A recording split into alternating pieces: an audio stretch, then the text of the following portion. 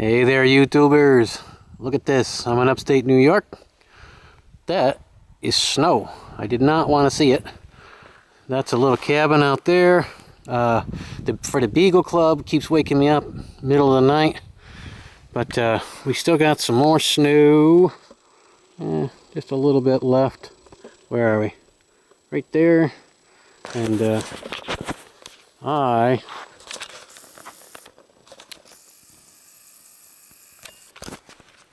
it's not the camera, folks, it's me. But I'm headed back. I just got the warbonnet superfly, and I am going to have the first setup of that. I'm really liking what I've seen on YouTube about it. Warbonnet.com. Go there, you can check it out. It really is. I got it in, I ordered it, and within a week and a half, I think it was, it came to me, delivered right to my house. Nice tracking number. I was able to follow it right to my door, so it was very comforting. But I'm going to head back on the trail. Today is the 26th, I believe. 25th. 25.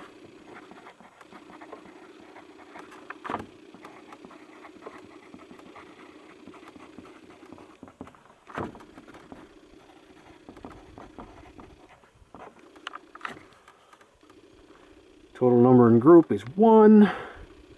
2 days and going back to the lake.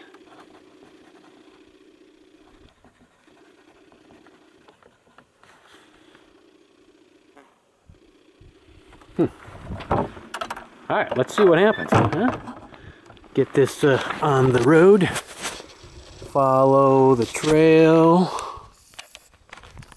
That one goes to the county line, which is a huge, it's a big climb up there. It's called Pigeon Mountain, I believe. And then on the other side we have the lean-to, which is not actually where I'm going, because I go halfway there and then I cut off trail and I go north, actually northwest. And the tent site is on the other side. That was my last little snafu. Last time I headed in that direction and found out I couldn't punch the hole in the water because I had forgotten my machete. My axe. I forgot everything. But here we are. We are headed down the trail. Hey there, YouTubers. We're headed back. Favorite spot. I'm gonna deviate from that. Look at snow, folks. Snow. I thought winter was over, but get a little bit farther north and we're 10 degrees cooler. But it's beautiful back in here, and I'm glad there's not nearly as much water. We really haven't had the rain like we usually have. But I just got the warbonnet superfly, and gonna set it up for the first time because I've been drooling over it. I've had it for over a week and I have not been able, this is the first chance I've had to actually get out and put it together, set it up. But I've watched all the videos. It should be fairly quick, but we'll see what happens, and we'll go from there. But I'll post up another one here in just a minute. Look at all that snow. Snow, folks. This would be the last time. Next time I come up, there won't be any. At least I hope. Because I might be coming back up in just a couple of days.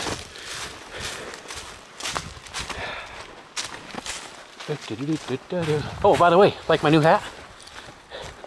Matches my coat. Can you really see me? I'm out here in the woods and I'm in camouflage. Not really a big camouflage guy, but I found the coat for 25 bucks. It's got it at the end of the last hunting season, and right at Wally World. It was on the clearance rack, so I thought I'd give it a shot, especially since how it is waterproof. It's a rain jacket. Got an outer little outer camouflage shell. We'll see. And the hat was given to me, so I thought I'd try it for my trail hat this year. And I'm not that big on hats like this. They kind of give me a headache, and I don't know why. But irregardless, oh, dog poo. Somebody has been here. There was only there's a lot more folks here than I had thought. According to the record, there was quite a few that had checked in. But oh, this is the muckiest part of the trail.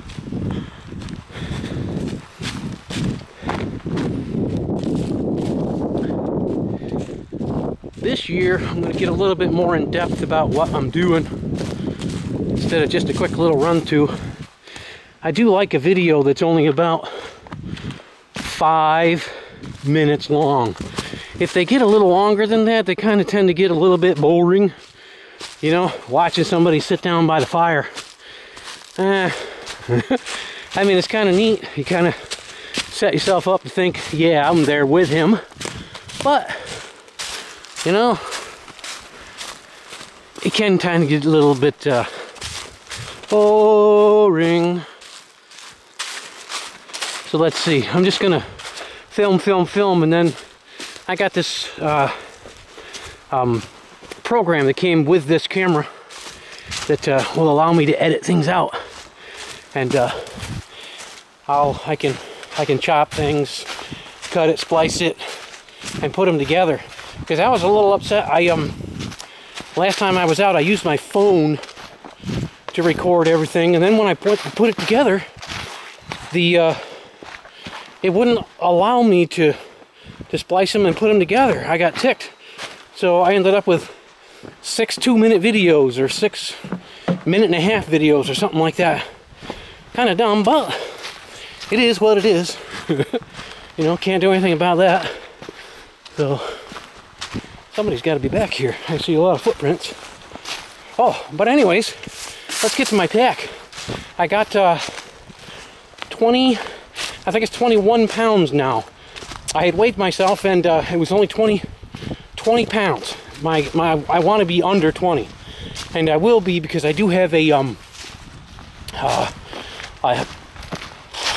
lumbar pack that I had bought over the winter, and I've been fiddle farting around trying to get everything situated so that, I mean, ultralight is, for me, it's the way to go, because with the way my back is, I got to keep it under 20 pounds, or right around. I mean, when it gets to 25 pounds, I know it. I have a hard time walking. It takes me about 3 times as long to get where I'm going, because number one, I got to walk slower. You know, gotta be a little bit more careful, but I don't like doing that. So a lot of times, I'll cut it right down to the nuts and bolts. So I'm not a bare minimalist, but pretty much. And some of the guys that I've went out with,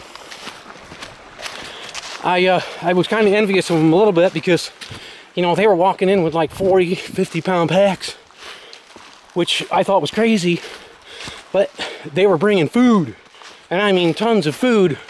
They left in the morning, you know, and now they only got, you know, you know, 20 to 30 pound packs. They've dropped, you know, 5-6 pounds just in the food that they scavenged and ate and spread around to everybody that went with us.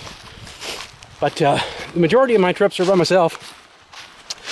My wife doesn't like that, but I thoroughly enjoy it. It gets me out of the house, gets me doing something. Ooh, I am out of shape. Out of shape. I can't wait till the middle of winter, or middle of summer. Middle of winter. Oh, somebody shoot me. Winter's over. Spring is here, it's in the air. Trouble is, the only thing that kind of bothers me a little bit now times is the bears are just coming a week, getting up. They're hungry, you know, from sleeping all winter. But The last year, I know there was one that was running down the trail, but 'cause he woke me up about 3 in the morning with his little thing running down the trail. You could hear it just. Ooh, it was a big one too. Had to have been by the sound it was making. But I know I'm going to enjoy this, and I'm going to put the camera away now and hike a little bit. So my arm's getting tired from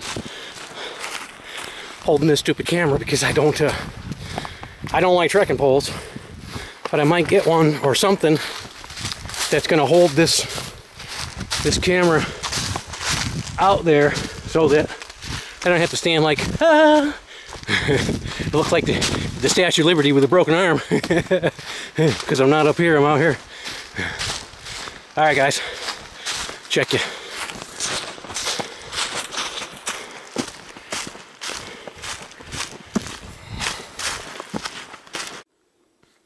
Hey guys, I just wanted to, I can hear a dog. I hear it. It's over that way. The fence line comes along through here, and this is actually the trail runs around this way, comes back over through there. Out there you can see there's a little break. Right out there is where, on that side is where that dog, whatever it is, or they're running. But this right here is what I really wanted to show you. These right here, I mean, the whole world is going crazy about this, you know, survival, you know, everybody's on this, well, if you're in a survival situation and yada yada. The majority of the time the people that are in a survival situation are people who went where they didn't belong. You know, that's not always the case, but, you know, a lot of times they weren't prepared to do what they set out to do, you know, and ended up longer or in an area that they really shouldn't have been. But these things right here, if you'll see, these things right here, if you can break these off the tree, get in behind it, I mean, it's a little damp, but, you know, this right here has a core where it will actually hold. I broke one off earlier, this one right here.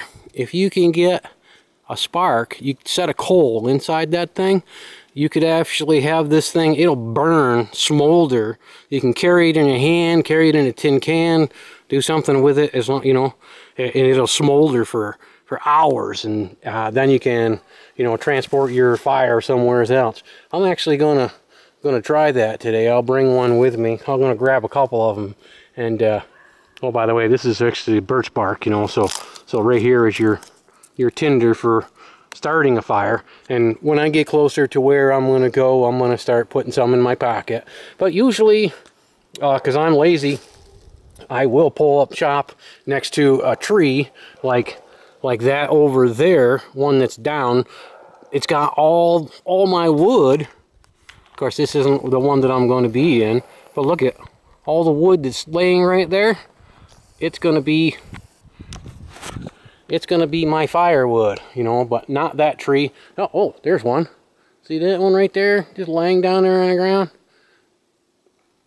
That's perfect, you know. I set up right over there next to it, you know, somewhere. And as long as it's got to have the three things, though. It's got to have that and my water, and be at least 150 yards off the trail. 150 feet is what they say, but because I like to leave my camp and I like to wander around and things, I don't want people knowing exactly where my stuff is. The majority of people won't touch it, and, you know, they'll leave you alone, especially anybody that comes out, because, you know, there's like the unwritten code. You know, you out here, you help people, you know, you leave their stuff alone. But for the most part, I don't have much of anything that's really all that expensive, because I learned that before. You know, somebody had Intense Angler, he's on there, if any of you guys have seen him. All his stuff he made, you know, he's got stuff now that he's bought, but he made, and one of his things that I like that he said is he can walk away from camp and somebody can steal everything he's got or had, and he only lost about 50 bucks, you know. So that's kind of where I'm at, you know. I love being in the area where, you know, somebody has only spent like 30 bucks on stuff